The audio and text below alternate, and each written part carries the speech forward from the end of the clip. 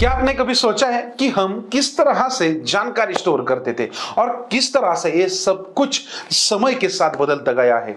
कभी हमारे पास ना एक पंच का टेप हुआ करता था जिसमें हम छोटे छोटे छेद में डेटा छुपा होता था। उसके बाद फिर मैग्नेटिक टेप आ गया जिसमें डेटा एक रील से दूसरे रील तक घूमता था और हमें जानकारी मिलती थी। उसके बाद हमने देखी फ्लॉपी डिस्क जो कंप्यूटर्स में यूज करते थे, जो थोड़ी पोर्टेबल तो थी लेकिन उसकी क्षमता बहुत ही लिमिटेड थी। फिर उसके बाद क्रांति हो गई जिसे हमने सीडी या कॉम्पैक्ट डिस्क बोलते थे और फिर पेन ड्राइव का जमाना आ गया।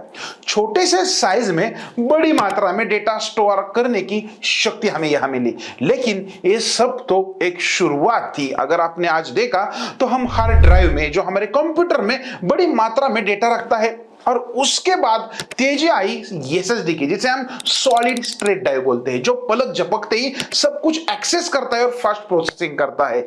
आपको मालूम है ये सब बदलते समय के साथ डेटा में हुआ बदलाव हमने देखा है, पर आगे क्या होगा? तो अब हम आने वाले समय में सब कुछ जो भी आपने डेटा देखा इस तरह से सेव करते थे, अभी कुछ तो छूमंतर होने वाला है, सब जाने वाला है, क्योंकि सब कुछ क्लाउड सर्विस के तरह से क्लाउड सेंटर्स या डेटा सेंटर्स में समा जाएगा। इंटरनेट की वजह से दुनिया भर की जानकारी हमारे उंगलियों पर होगी। तो दोस्तों इस वीडियो में हम इस दिलचस्प सफर के बारे में बात करेंगे। अभी एक इंडस्ट्री है लेकिन जल्द ही एक बड़ा सेक्टर के रूप में जाना जाएगा और आने वाले समय में इस सेक्टर में जो रिटर्न्स मिलेंगे, शायद जो भी हम सोचते हैं कि अच्छे रिटर्न्स कैसे मिलते हैं उसे आपको एक कंपैरिजन करते मिल सकता है। साथ ही हर कोई स्टॉक मार्केट में निवेश करते समय यही चाहता है कि अच्छे अच्छे सेक्टर को कैसे ढूंढे, उनमें कैसे इन्वेस्ट करे। तो नॉर्मली ऐसे सेक्टर हम सुनते हैं ऑटो, डेटा, रिन्यूएबल सेंटर वगैरह, ऐसा हमारे पास नाम आ जाते हैं। लेकिन क्या आपको पता है क्या भारत में एक ऐसा क्षेत्र विकसित हो रहा है जो आने वाले समय में एक अच्छा सेक्टर बन सकता है, एक बड़ा सेक्टर बनने की उसमें काबिलियत है? नहीं पता तो बात नहीं, टेंशन लेने की जरूरत नहीं, क्योंकि इस वीडियो में हम उसी सेक्टर के बारे में हम बात करने वाले जिसमें हमने देखा कि हमने कैसा डेटा स्टोर करने के तरीकों को बदला है, यह बदलाव हमारे जीवन को कैसे प्रभावित कर रहा है। तो आज हम देखेंगे क्या है डेटा सेंटर्स, क्या होते हैं, डेटा सेंटर की जरूरतें क्यों बढ़ रही है, क्या डेटा सेंटर सच में एक अच्छा और बड़ा सेक्टर आने वाले समय में बनेगा और इस क्षेत्र में निवेश करने के लिए कौन सी कंपनियां आने वाले समय में मौजूद होगी। तो दोस्तों इसलिए इस वीडियो को बिल्कुल भी स्किप मत कीजिए। यदि आपको जानकारी ठीक से समझकर सही निवेश करते हैं तो इन्वेस्टमेंट में आप दूसरों से बहुत आगे होते, ये बात ध्यान रखिए। इसलिए पूरा वीडियो देखें, बहुत इंटरेस्टिंग तरीके से मैं सब आपको सिखाने वाला हूं। नमस्कार दोस्तों, मैं शंभुराज कामकर हमारे इस चैनल पे आपका स्वागत करता हूं।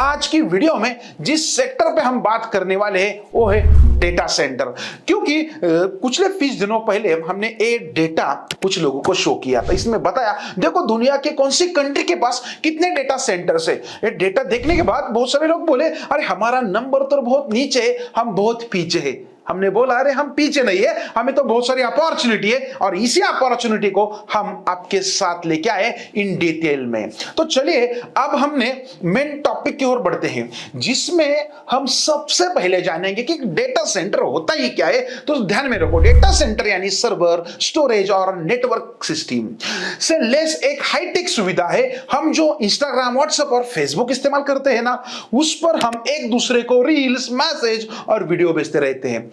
वह कहां स्टोर होता है?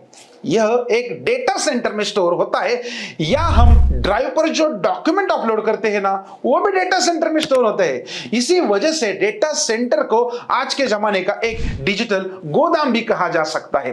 डेटा सेंटर की इतनी जरूरत क्यों बढ़ रही है? आपको मालूम है 2023 में भारत में एक व्यक्ति ने हर महीने औसतन 24 GB डेटा का इस्तेमाल किया है और उससे पहले 2022 में यही आंकड़ा 19 GB था। इरिक्सन के रिपोर्ट के अनुसार आने वाले समय में भारत एक ऐसी कंट्री बन सकता है जो हर महीना हर व्यक्ति 62 GB डेटा इस्तेमाल करेगा और एक दुनिया का अग्रणी देश बनेगा। इससे आपको डेटा का बढ़ता इस्तेमाल और उसका महत्व समझ में आया होगा। जो इतना डेटा का इस्तेमाल बढ़ेगा और उतना ही डेटा सेंटर्स की जरूरत बढ़ेगी। यह सीधी सादी गणित है।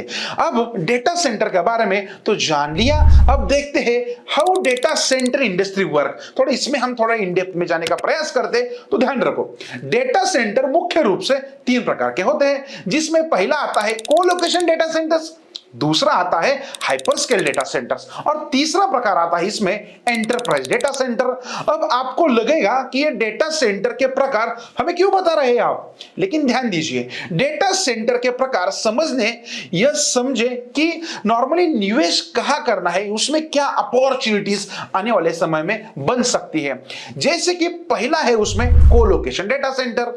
यह एक ऐसी फैसिलिटी है जहां बिजनेस अपने सर्वर्स, नेटवर्क इक्विपमेंट और अन्य हार्डवेयर, आईटी हार्डवेयर होते हैं, उन्हें होस्ट करके नॉर्मली किराए पे ले सकते हैं। कुछ कंपनीज खुद का डेटा सेंटर स्थापित करने के बजाय थर्ड पार्टी यानी कोलोकेशन डेटा सेंटर से सर्विस लेते हैं। ध्यान में आया। और मैं अभी एक क्वेश्चन पूछता हूं, हाल ही में एक ऐसा एक्सचेंज है जिसने कोलोकेशन डेटा सेंटर में एक स्कैम भी किया था और उसमें बहुत चर्चा हुई थी 2-3 साल पहले। उसका नाम आपको अगर पता है तो प्लीज खाली कमेंट करके हमें बता दीजिए। अभी हम आएंगे हमारे सेकंड पॉइंट पे। दूसरा नाम आता है हाइपरस्केल डेटा सेंटर्स। ये डेटा सेंटर्स बड़े पैमाने पर क्लाउड एंड इंटरनेट कंपनीज को सर्विसेज देने वाली कंपनियों द्वारा बनाया जाता है, जैसे कि गूगल क्लाउड है, Amazon AWS है, माइक्रोसॉफ्ट अजूर है। And last but not least third है एंटरप्राइज डेटा सेंटर्स। दोस्तों, Tata communication, Reliance industry, HDFC bank जैसी कंपनियां अपने इंटरनल डेटा स्टोरेज और प्रोसेसिंग के लिए जो डेटा सेंटर्स बनाती है उन्हें एंटरप्राइज डेटा सेंटर्स कहा जाता है। यह सब जानकारी के जरिए आपको इतना काम और इंपॉर्टेंस तो समझ में आई होगा। इसके बाद हम देखते हैं कि क्यों डेटा सेंटर सच में एक आने वाले समय में विशाल सेक्टर बनेगा। तो सुनिए, रिलायंस इंडस्ट्री गुजरात के जामानगर में एक डेटा सेंटर बनाने की योजना बना रहा है, जो दुनिया का सबसे बड़े डेटा सेंटर्स में से एक होगा, जिसका लक्ष्य 3 गीगावाट क्षमता का है। इस परियोजना की लागत 20 बिलियन से लेकर 30 बिलियन डॉलर के बीच होने का अनुमान लगाया गया है। गवर्नमेंट ने हाल ही में नैना सिटीज को भारत की डेटा कैपिटल ऑफ इंडिया के रूप में विकसित करने की योजना बनाई है और हमारे मराठी यूट्यूब चैनल पे हमने नैना सिटी के रिगार्डिंग में एक वीडियो बनाया है। इस लिंक पे जाके आप वो भी वीडियो देख सकते हैं।